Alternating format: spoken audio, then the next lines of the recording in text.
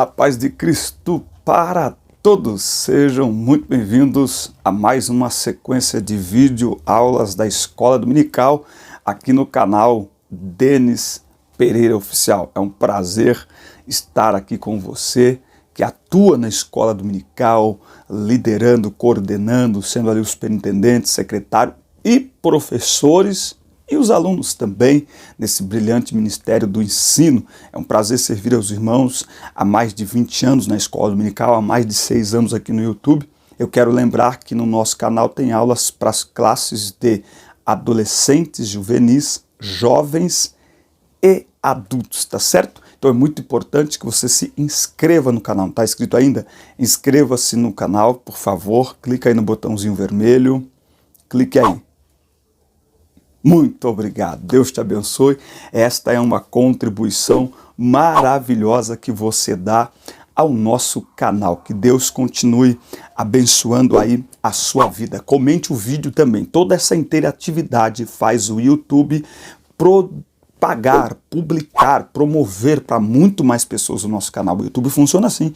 Ele não manda para todo mundo, ele manda para quem interage, tá certo? Ele divulga o canal para quem interage, até porque tem muito conteúdo no YouTube, são milhões de canais espalhados pelo mundo todo. O meu canal não compete só no Brasil, só com a EBD, é uma competição global. Então, quando você interage, você mostra ao YouTube que esse canal é relevante e o YouTube espalha o link do meu canal para muito mais pessoas. Então você está contribuindo, se inscrevendo no canal, clica no sininho, ative o sino de notificações, comente o vídeo, faça como Cíntia Schreiber, Moisés Antônio, Sônia Isabel, Roberto Christian, Luciene Rocha, faça também como Marcos Rodrigues, Victor Gonçalves, Alexandre Santos, Rosinda Souza, Ana Paula Santos, Elo Costa e muitas outras pessoas, irmãos e irmãs que comentam os nossos vídeos. É muito importante você fazer isso, dar like no vídeo, também conta para o YouTube perceber a importância do nosso canal. Quando você faz isso, você está dando importância ao nosso trabalho e também ajudando o reino de Deus a avançar por meio desta ferramenta chamada YouTube. Vamos então à lição 8 da Escola Dominical.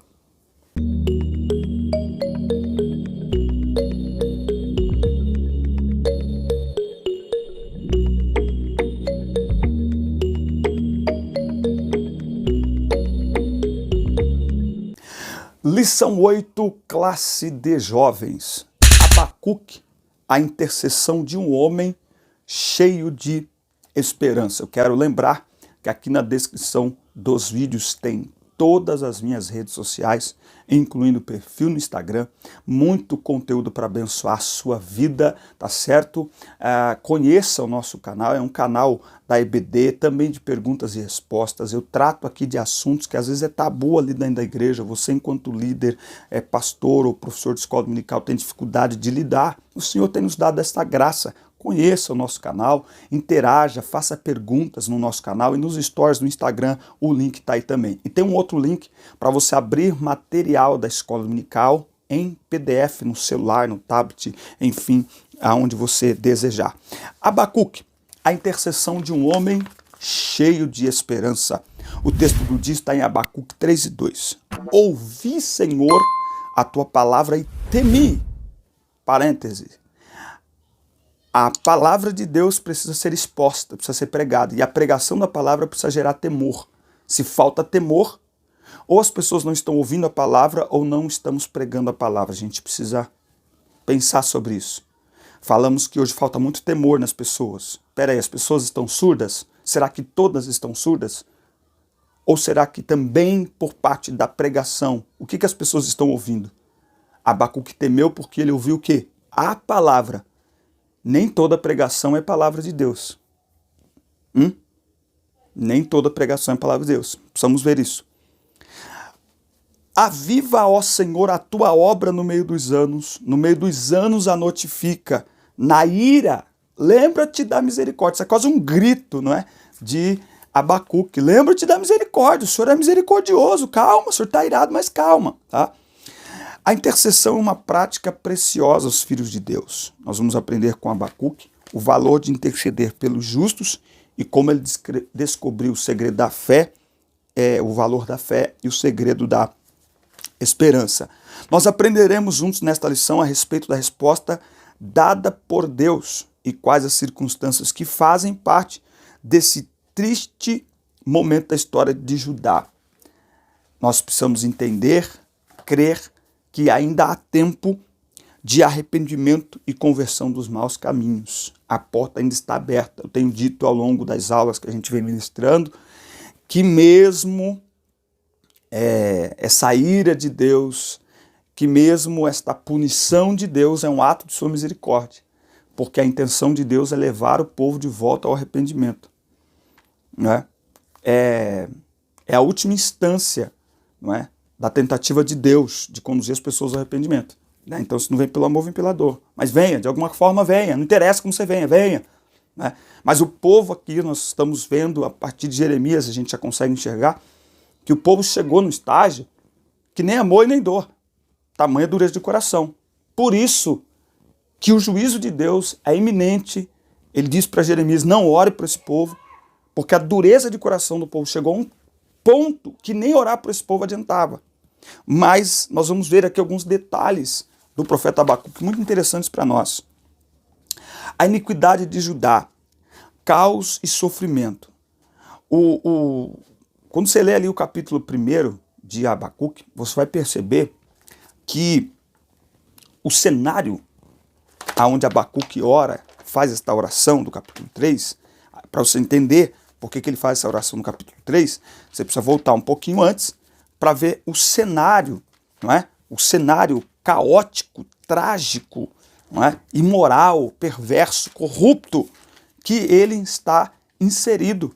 Não é? Aí você entende por que ele faz esta oração, não é? Olha só, Abacuque 1, versículo 3. Por que me fazes contemplar a injustiça de observar com clareza toda a maldade que campeia nessa terra? A destruição e a violência estão diante de mim. Também há todo tipo de contendas, discórdias e o litígio é comum. Por este motivo, a lei e o direito se enfraquecem e a justiça nunca prevalece. Os ímpios prejudicam e extorquem os justos, e assim a justiça é pervertida. Então é nesse ambiente que Abacuque é levado a fazer esta oração. Para um homem com a sensibilidade e a devoção a Deus, essa realidade era por demais sofrível. Não é? Então Abacuque não conseguiu ficar... como diria, à margem da situação. Ele se envolveu, assim como Neemias se envolveu com a situação, Jeremias se envolveu com a situação, não é? Ao longo destes 3 capítulos do profeta Abacuque, a palavra amas, né, é citado 6 vezes. E qual que é o significado dela? Ela faz expressão a uma violência extrema e desmedida. Revela o pânico que reinava entre as pessoas mais fragilizadas e também as que não se permitiam corromper com as iniquidades. Então, havia ali um pânico, um desespero, um sofrimento entre as pessoas mais fragilizadas e também entre aquelas que não se corrompiam com as iniquidades, não é? Então, nesse ambiente de caos, onde o pecado se tornou algo normal, onde o pecado era a tônica do povo, mesmo nesse ambiente haviam pessoas justas, haviam pessoas que não se corrompiam, e estas pessoas estavam sofrendo, e é a estas pessoas que Abacuque sente compaixão, e é a estas pessoas que Abacuque sente indignação, porque elas também estão sofrendo mesmo sendo fiéis. Vivendo em tempos de iniquidade, o mundo atual passa por momentos onde a iniquidade tem se multiplicado e as consequências têm sido cada vez mais desastrosas. Eu gosto muito de dar uma olhadinha no significado das palavras, né? Pecado, iniquidade e transgressão. Eu acho muito bacana o significado disso. Pecado é toda transgressão à vontade de Deus, né? Pecado é errar o alvo. Então, toda vez que o ser humano erra o alvo, desobedece a Deus, né? Então, pecou. Mas a gente precisa entender um pouquinho. O que é iniquidade? Iniquidade é a prática habitual, proposital, premeditada do pecado. Iniquidade é quando o pecado se torna um hábito, um modo de vida, um estilo de viver. Iniquidade é quando a pessoa se entrega a uma vida de pecado a ponto de não mais se arrepender, não mais voltar atrás, não mais pedir perdão e não aceitar que precisa se arrepender. Essa pessoa se tornou iníqua, tá certo? Para ela o pecado é um estilo de vida, vive para pecar e peca para viver. O pecador, vamos dizer assim, o pecador, quando peca, busca perdão. O iníquo sequer aceita que tem que buscar perdão porque ele assumiu esse estilo de vida. E a transgressão? A transgressão eu achei muito interessante. Transgredir é como você ofender alguém que confia em você. Então, por exemplo, você tem um vizinho, esse vizinho ele confia em você, vocês moram lado a lado há muitos anos e ele confia em você e ele vai viajar, entrega a chave dele para você dar uma olhada na casa dele, cuidar das coisas dele, dar uma olhada nos cachorros, colocar ração, só que quando ele volta, você se aproveita da confiança que ele depositou em você, pega a chave dele, entra dentro da casa dele, saqueia a casa dele, rouba a casa dele. Quer dizer, você transgredir é ofender, é pecar, não é? Contra alguém que lhe tem uma certa afeição, com quem você tem um relacionamento, alguém que é próximo, tá certo? Eu acho muito importante a gente entender o sentido dessas palavras, não é? Para a gente entender esse momento que nós vivemos, não é? Então, no momento que nós vivemos, que o cenário é muito parecido com o cenário em que Abacuque estava vivendo, um cenário de dureza de coração, um cenário de crescente iniquidade, quando as pessoas estão se entregando à vida de pecado cada vez mais, e muitas vezes, muitos crentes se entregando a uma vida de pecado por falta de temor a Deus. Agora, nós não podemos esquecer, olhando para o cenário, se o cenário é o mesmo, os resultados serão os mesmos, tá certo?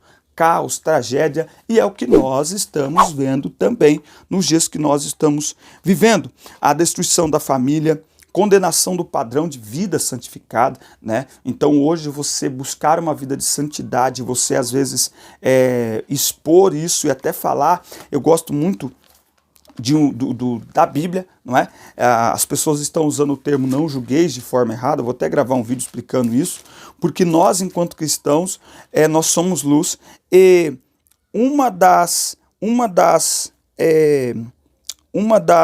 funções da luz, não é?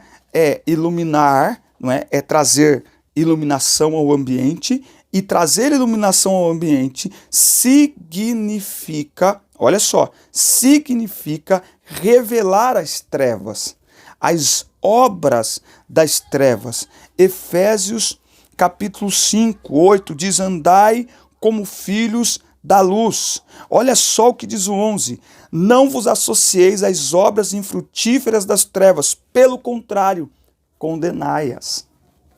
Então muita gente quer ser luz sem condenar as obras das trevas, não dá. E quando a gente condena as obras das trevas, já vem alguém dizer assim, está julgando. Estou julgando. E pode julgar? Posso. Aí precisa fazer uma aulinha de interpretação de texto para olhar o que significa a palavra julgar. Não é? Julgar não é condenar. Quando a Bíblia diz assim, não julgueis, é porque nenhum de nós temos o dever ou a autonomia para condenar ninguém, nem para condenar e nem para salvar. Então, neste aspecto, eu não posso julgar, mas a palavra julgar também significa examinar, aferir qualidade, analisar, e a Bíblia está cheia de textos que nos ensina e nos orienta a analisar, sim, o nosso próprio comportamento em primeiro lugar, o comportamento daqueles que nos lideram, que são influência sobre nós, para a gente não ser guiado por qualquer um, tá certo? O comportamento, sim, das pessoas, e aqui em Efésios diz que nós temos que reprovar as obras das trevas, não é? Aí alguém já grita lá, é religiosidade, é não sei o que, tal, tal, tal. Esse é o momento que nós estamos vivendo, num ambiente onde as trevas, as obras das trevas, não são denunciadas. Neste ambiente a iniquidade só aumenta, a corrupção já só aumenta, não é? Nós olhando para o Brasil, os números negativos, recordes, são vergonhosos os números do Brasil. Taxas de suicídio, de automutilação, violência doméstica, corrupção, tá certo? Então, nós estamos num cenário, o nosso cenário é o mesmo cenário em que Abacuque se encontrava, logo, os reflexos são os mesmos e, portanto, nós vamos ter a mesma atitude de Abacuque. Orar, clamar a Deus, que tenha misericórdia desta nossa geração, deste nosso tempo, que tenha misericórdia, não é? Nós vamos nos colocar como Abacuque, nós precisamos orar pela nossa nação. Abacuque, ele se coloca diante de Deus para questionar em favor dos justos, daqueles que, sendo fiéis a Deus, também estavam sofrendo, também estavam passando, sentindo o impacto do juízo de Deus sobre os rebeldes, não é? Isso deve nos levar a pensar sobre o impacto das nossas escolhas, o impacto das nossas decisões. Estamos vivendo no mesmo tempo, na mesma época, somos um só povo, somos uma só raça, não é? Então, nesse ambiente que nós estamos vivendo, de caos, de tragédia, de falta de temor a Deus, não é? O ambiente é o mesmo, os reflexos são os mesmos, não é? Então, nós vamos olhar com muito carinho muitas pessoas que estão sofrendo porque a sua geração não tem temor a Deus. Muitas pessoas estão chorando de joelhos diante do Senhor, porque olham para trás e olham para agora e veem uma geração que não teme a Deus. Quando a gente fala de uma geração, não estamos falando de todo mundo não, mas no meio de uma geração tem uma geração. Geração é forma de pensar, tá certo? Então, uma geração, muitas pessoas distantes de Deus viraram as costas para Deus e estão sofrendo, e este sofrimento reverbera em todos nós, e a sensibilidade deve nos fazer a sentir isso, né? Se nós formos insensíveis, nós vamos olhar as pessoas errando, fazendo o que querem, não vamos falar nada, não vamos sentir tristeza. Não, isso deve provocar em nós um sentimento de compaixão, e isso deve, portanto, nos levar à oração, para que Deus tenha misericórdia, para que Deus, de alguma forma, leve estas pessoas a uma consciência do seu pecado e que elas voltem a temer a Deus. Muito bem, o castigo de Judá, bênção ou maldição? Desde o começo, Deus, ele colocou diante do seu povo bênção e maldição. Eu tenho pensado muito esses dias sobre maturidade, né?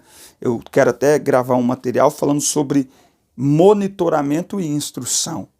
Nós saímos do ambiente do monitoramento. O ambiente do monitoramento, o tempo do monitoramento, onde se controlava tudo. Não pode ter TV, não pode ir aqui, não pode ir ali, não pode ir no shopping, não pode ir no cinema. Esse tempo acabou. Por que esse tempo acabou? Porque a internet colocou tudo isso na mão dos bebês, das crianças, dos adolescentes, dos jovens, dos adultos, dos idosos. Pronto, a internet, ela monopolizou a atenção. A internet democratizou o entretenimento. E aquilo que antes você monitorava e dizia, não vai aqui, não vai ali, senão vou disciplinar, como é que você disciplina agora? Então, o ambiente do monitoramento precisa dar lugar ao ambiente da instrução. No ambiente do monitoramento, nós controlamos as pessoas. O problema é que pessoas controladas, elas costumam fugir ao controle. Elas costumam quebrar as regras quando estão longe de quem as monitora. Pessoas instruídas, elas se comportam ainda melhor na ausência de seus instrutores para honrá-los por sua ausência, pelo ensino que eles prestaram a estas pessoas. O problema é que o monitoramento produz efeitos rápidos, a instrução produz um efeito demorado, mas é a instrução que é necessária para esta geração para trazer maturidade. Só a instrução produz maturidade. E se nós olharmos para a palavra de Deus, é isso que Deus está, desde o começo, eu coloco diante de vocês bênção ou maldição, vocês têm que escolher. O que é isso? É maturidade. Não é Deus escolhendo para eles, olha, a bênção está aqui, você tem que ir por aqui pela bênção. Não, está aqui, bênção, maldição, escolhe.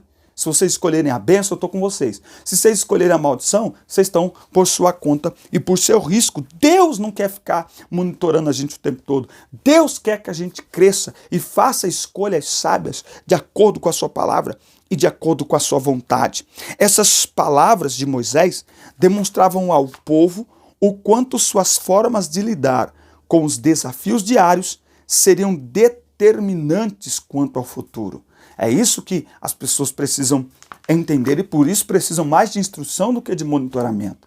As nossas escolhas de agora, a maneira como nós reagirmos aos desafios de agora vão ter impacto no futuro para as nossas vidas e para as futuras gerações. Por quê? Porque Deus não é indiferente ao pecado e à injustiça. Aquilo que a gente semear, a gente vai colher. Deus não se deixa escarnecer. Nós estamos agora, esse final de semana agora, por exemplo, é o final de semana do carnaval. Não dá para deixar de falar. O que os últimos carnavais aqui no Brasil produziram? Produziram cenas desnecessárias de ataques à fé cristã, completamente desnecessárias, a ponto de pessoas, inclusive simpatizantes do carnaval, não gostarem daquelas cenas. Nós somos um país de matriz cristã, ou evangélica, ou católica. A nossa matriz é conservadora, a nossa matriz é tradicional. E quando eles fazem isso, eles estão indo contra a palavra de Deus e eles estão indo contra um senso comum, a própria democracia do povo, porque a maior parte não simpatiza com aquele tipo de exposição. E nós estamos tendo, não dá para dizer que não é, não dá para dizer que é o acaso, nós estamos tendo uma clara demonstração de que Deus não se deixa escarnecer no Carnaval de 2021. No Carnaval de 2020 tiveram lá um Cristo sendo atacado por um demônio, o demônio vencendo Cristo. Tá bom, então aonde está o Carnaval de 2021? O Carnaval de 2021 não tem, está guardado nas gavetas, está guardado nos galpões, o sambódromo está vazio, não tem Carnaval. Deus não se deixa escarnecer. Eu sempre li esse texto, eu sempre escutei esse texto, eu sempre preguei esse texto, mas eu nunca tinha visto isso tão palpável, tão visível diante dos nossos olhos, quanto agora no que diz respeito ao carnaval. Deus não é indiferente ao pecado e à injustiça, mas para todas as coisas há um tempo determinado. Para todas as coisas tem um tempo determinado, não é? Deus, é interessante que até mesmo a demora de Deus, por exemplo, o arrebatamento, né? Por que Deus não vem logo, não vem logo, não vem logo? Se me falha a memória agora, é Hebreus ou 1 Pedro que diz que Deus é longânimo, porque Ele não quer que ninguém se perca. Não é? Então esse tempo de Deus é para ajustar as coisas. O tempo de Deus em manifestar o seu juízo é uma demonstração de sua misericórdia, para dar uma oportunidade ao homem, uma nova chance ao homem de se arrepender. Acontece que nesse meio tempo os justos também vão sofrer. O profeta questionava com o coração apertado sobre o sofrimento dos justos, mas também compreendia o destino impiedoso que se desenhava sobre os seus compatriotas que se lançavam a uma vida de iniquidades, não é? Porque Deus vai usar aqui exatamente os babilônicos. Olha só, Deus vai usar a Babilônia, o maior símbolo de corrupção, de iniquidade, de pecado do mundo. Deus vai usar eles para serem os algozes do seu povo, não é? Assim como usou os midianitas, como usou os filisteus, como usou os filhos de Amon, como usou os moabitas, não é? Deus, para levar o seu povo de volta para Ele usa de todas as ferramentas. É como um relógio despertador para fazer o povo acordar. Mas o povo tinha se colocado numa situação que nada acordava esse povo, nem o cativeiro, nem a iminência do cativeiro, nem a proximidade do cativeiro e nem o próprio cativeiro. Mesmo no cativeiro, muitos não se arrependeram, não se voltaram para Deus. E aí no livro de Abacuque tem um dos versículos mais extraordinários da Bíblia, que é a fé, não é? O versículo mais forte da Bíblia, que está lá em Hebreus 11:1, a fé é o firme fundamento das coisas que se esperam e a prova das coisas que não se veem. A fé é o único fator que te mantém de pé em tempos de solidão. É a certeza de que Deus está com você. É a fé que nos dá sentido ao ato de orar, pois cremos que Deus nos ouve e nos fortalece em meio à caminhada. É pela fé que vencemos os maiores desafios. E foi a fé o elemento chave apresentado por Deus ao profeta. O justo viverá pela fé. O justo viverá pela fé, não é pelas circunstâncias à sua volta, não é pelos momentos à sua volta. O justo viverá, o justo vive por fé, é de fé em fé que o justo vive, aleluia, é de fé em fé. Tópico 3, a oração de Abacuque. Interessante aqui que Abacuque ele entra na galeria de poucas pessoas, de poucos homens na Bíblia que questionaram a Deus. A maioria dos profetas escrevem os seus textos, os seus livros, escutando o que Deus tem para dizer para o povo. Mas com Abacuque acontece mais ou menos o que acontece com Abraão, quando Abraão roga a Deus por Sodoma, lembra? Que Deus diz, vou destruir Sodoma e Gomorra. Ele diz, se tiver lá 100 justos, 50 justos, 10 justos, e ele vai falando ali com Deus, ele está, não é, intercedendo a favor de Sodoma e Gomorra, não é? Mas se não há arrependimento, não adianta haver intercessão. Temos que tomar muito cuidado, gente. Às vezes, uma das coisas de Deus nos dar o chamado pastoral, mesmo não tendo a nomenclatura, mas o chamado em si, para cuidar de pessoas, para orientar pessoas, é que não dá para abençoar quem não quer entrar pelo caminho do arrependimento.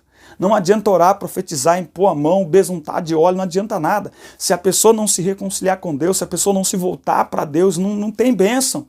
Se a pessoa entrou pelo caminho da maldição, que é o caminho do pecado, é isso que ela vai colher. Ou se volta para Deus, para se colocar debaixo, né, do esconderijo do Onipotente, portanto, debaixo da bênção de Deus, ou não adianta querer intercessão, querer oração, querer profetada, não adianta nada, porque é tudo isso que é uma profetada sobre quem não se reconcilia com Deus, não se arrepende diante do Senhor, não é? Agora, Abacuque também, ele questiona Deus a favor do povo, como Moisés também, quando Deus diz assim, olha, eu não vou no meio desse povo não, esse povo é rebelde, vou matar eles e faço de você um povo só. Não, então mata eu, risco o meu nome do livro da vida, tá certo? Então, Abacuque entra na galeria destes homens com tamanha intimidade com Deus, a ponto de falar com Deus, a ponto de perguntar algo para Deus, a ponto de questionar a Deus. E é muito interessante isso, porque isso demonstra novamente a misericórdia de Deus. Não é? Deus não quer que tenhamos medo dele. O nosso relacionamento com Deus deve ser aberto nesse sentido, no sentido de que a nossa comunhão com ele nos permita falar, nos permita questionar, respeitando a sua santidade, a sua glória, o seu poder, a sua soberania, não é? Nós perguntamos, e quando perguntamos, nós estamos revelando o quanto somos pequenos, o quanto somos limitados. E Abacuque pergunta, até quando, Senhor, eu clamarei e tu não me escutarás? Gritarei violência e não me salvarás, não é? Então ele está aqui questionando. O questionamento dele revela essa relação profunda de intimidade, não é? Que Abacuque tinha com Deus. E é esse nível de relacionamento que Deus quer que nós tenhamos com ele, não é? Agora, esse nível de relacionamento é algo habitual, é algo diário, é algo crescente no dia a dia.